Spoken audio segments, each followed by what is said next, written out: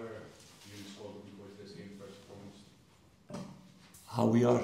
Looking forward to the game. Yeah, looking forward to the game for sure. Those are the games when you are a small boy that you want to play. If you see those things on television or in the stadium, you want to be on the pitch. So those are the days or the weeks that as a manager you envy the players, that you would like to be on the pitch because you can do more there. But I think for Rangers it's better I stay off the pitch, so that then they have more chance to win things. How is your squad looking ahead of this one? Any new injuries, any players back?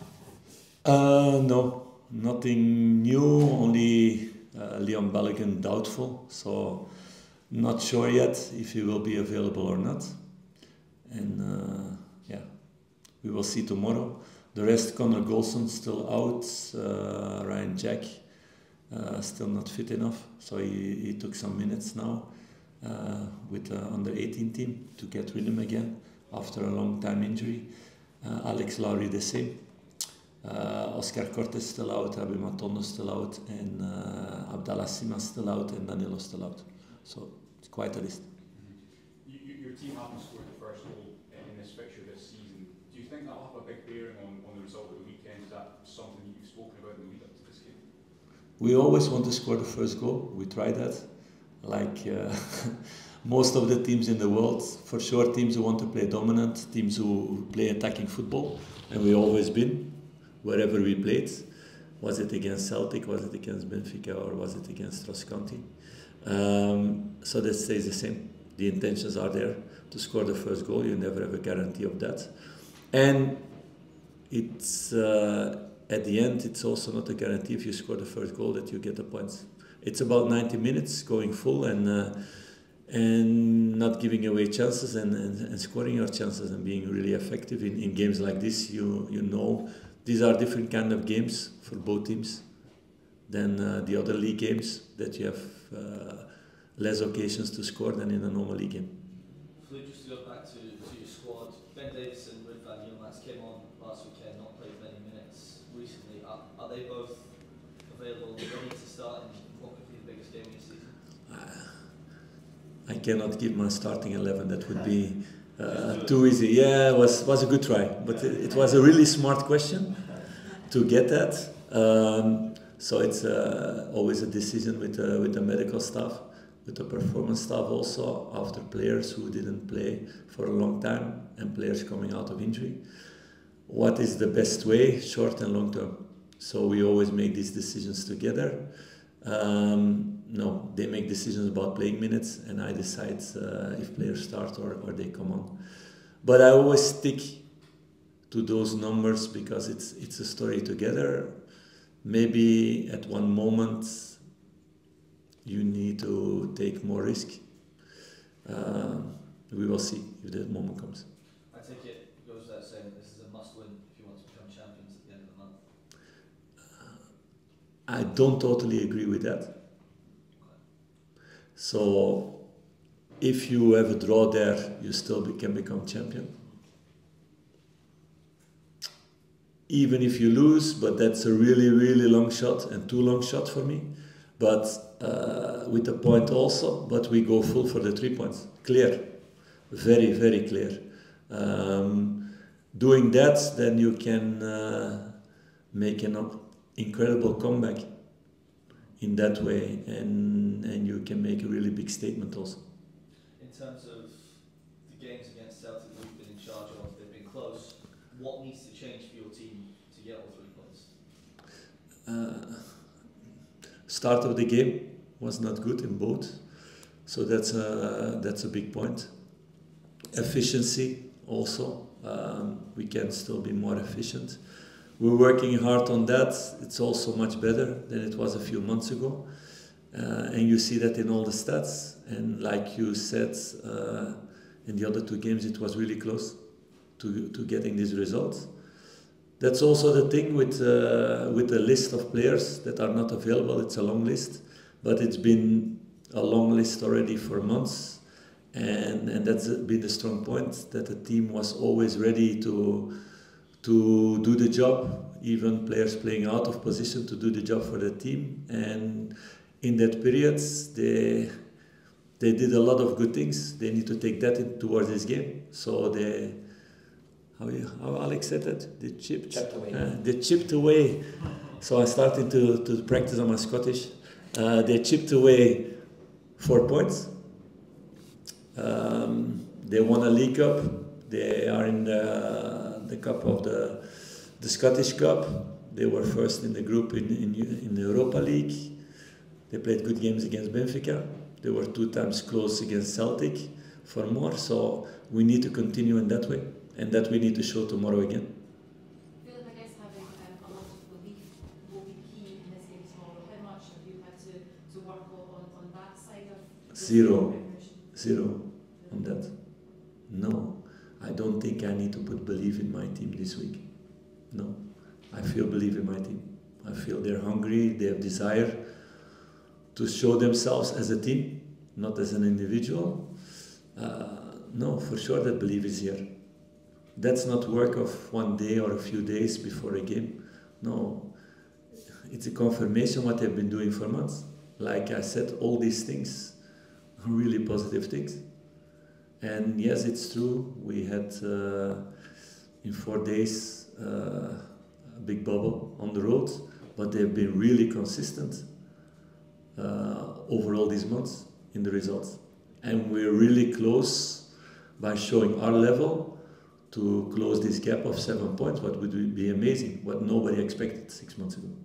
Yeah, I asked the question about belief because obviously mentally going out there, obviously Celtic fans, no Rangers fans, it could be a hot atmosphere. It's gonna be a hot atmosphere, yeah, for sure. Even if I drive on the street now, it's more hot than in other weeks. So. Yeah.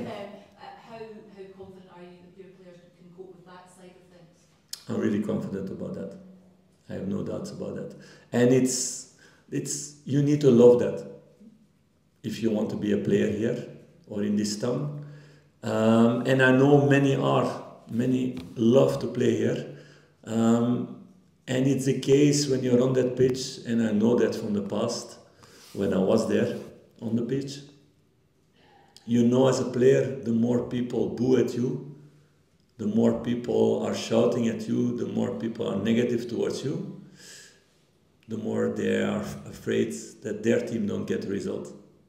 It works that way. So, in a way, I think the more they're going to boo tomorrow, the stronger my team is going to get. Going back to Ian Balogun, is there a chance, will we take a chance on him if he's not 100% fit? That's always a decision with me, medical staff, and the player. So we are now in that part of the season that you can think about those things. But then it needs to be something that stays logical. You cannot put a player on the pitch to take him out after 5 minutes. That's of no use. Given there's a long list of injured players there, and you said you were going to have a look at the injury situation, are you going to change, or what are you going to change for next season? That's next season. That's next season. But we're going to change a few things, yes. Do you know? Sorry. Yes, I know, and the club knows also. Yeah. Philip, in terms of the game and psychology around Switzer and the fact that this team hasn't beaten Celtic this season, how important is that, and how important is that just ahead of the Past is not so important in that way because every game is different. I don't know how many years that Rangers won against Ross County and we lose there. That's the opposite psychology then. No, it's about tomorrow. It's about being there as a player. It's about taking the moments. It's about being there as a group of players and grabbing the moments. And you know there are always small margins that decide these kind of games. And you need to take all these things as much as possible towards your side. And it can be a switch of scenarios during that game, like we had at Ibrox. It was more than 20 years ago, I think, that one of the two teams had a lead of 2 goals different and the other one came back. So that shows also something. So there are no guarantees until the final whistle is made. Is this where you see the courage of your players, not necessarily in running into tackles and being brave in that sense, but in how they cope with it? Yes, because in these days you need to really watch out with tackles. So the game has changed in that way with 20 or 30 years ago, and I think for the better, to be honest. So I don't want my players to make tough tackles because you have a risk of a red card and to play with 10 or 9 or 8 if you do it that way. It's a big difference with 20 and 30 years ago. If I look back at my playing days, we would have ended with 5 against 5 maybe. Some of those big games. So it's good for the game. That changed. So no, it's about staying focused, staying resilient, not giving up. Always believe in yourself and in your teammates and in your team. And they've been in a lot of situations already this season that it was a really difficult scenario, and they came back at the end because they keep on fighting. And that's what I want to see from my team. You said last week that you found Brendan Rodgers' fond comments disrespectful. I'm not sure if you're aware, but former Celtic player Chris Sutton has said that what Brendan has said has affected you. It's gone under your skin, has it? No, but to have a comment on every comment that's happening in this town, then I don't have many hours that I can sleep, but then it's finished with sleeping. So it's of no use. No, it's just what I thought at that moment about that. Finished. There's no way you could have misinterpreted what he said. What? I said finished. I gave my comment about what I thought at that moment about it.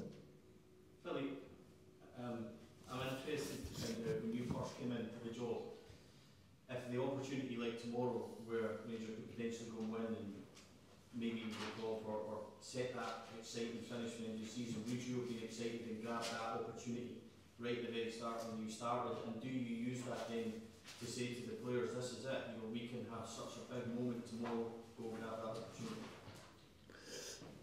Yes, of course, but you work every day for that. Like I said from the beginning, I want to win every game against every opponent, against the biggest teams in the world. That needs to be the aim of every person in this building, not only the players, also staff. To have these standards high, to have this ambition, and every time, not a few times in a season, but every time, to have these standards. So yes, they need to grab that moment. We need to grab that moment together, and to put all our energy in that. And that's the nice thing about sports, about competition. Tomorrow it's like, I think football is maybe a little bit like the gladiators of the modern age. In the old times, you have the gladiators there, and you have this stadium full of people shouting and booing and doing, or with their thumb up or with their thumb down. I think we are now in that situation. The good thing is, people don't kill us, or we're not dead after. Maybe verbally, yes, but not in real life. So that's a positive, that we always have another go in the stadium again. But that's how society works now, and players need to be ready for that. It's also an exciting thing like that, because the more passion people have for the things, the more support you have also. It works on both ways. So no, they need to grab these moments to be really good gladiators tomorrow in the Colosseum. And what about yourself personally, Philippe? How excited are you? I love these moments. Like I said already so many times, I love this city. It's so passionate of football, and it's not that everybody is always friendly in that way, but I can give that a place if somebody has passion for his club and I'm not working in his club. I don't have a problem with that, so I love it here. Very last one, Mark. The whole season has been to a certain extent overshadowed by VAR incidents. I think there's some that over 3 out of Rangers penalties have been given directly from the pitch. Do you think that it'll have an influence on the game tomorrow, that looking more closely with the comments from top coaches in Europe. Do you think this summer's perhaps a time to have a review of VAR and where it's going? It seems to be fundamentally changing the nature of the game. For sure, and I think everybody's talking about that. There need to be a review about things. Like I always said, I'm pro VAR because it makes the game more honest at the end, that there are less false decisions made. But the way, the protocol to make decisions and when to make the decisions and what is the responsibility for the VAR and VR, or what's the responsibility for a referee, I think there's still some work to do there. Like there is in everything that's new. Cannot forget that also. I think when they first started, I remember those days with the new rule that you could not play back to the goalkeeper and he could not take it with his hands. Yes, I'm really getting old now if I talk about those things, because probably half of the fans start to think now, what is he talking about? But those days, I remember also as a player, and for sure the goalkeeper, it was like, they had to adapt. I think it's the same for the referees and the people who need to do the VR. They need to adapt to a totally new situation, totally different decision making. But at the end, I think if the things will become more smoothly and it goes faster and it goes better because there's more experience and there are more clear protocols about, it will be a more honest game. And I think at the end, everybody wants that. Thanks everyone. See you next week.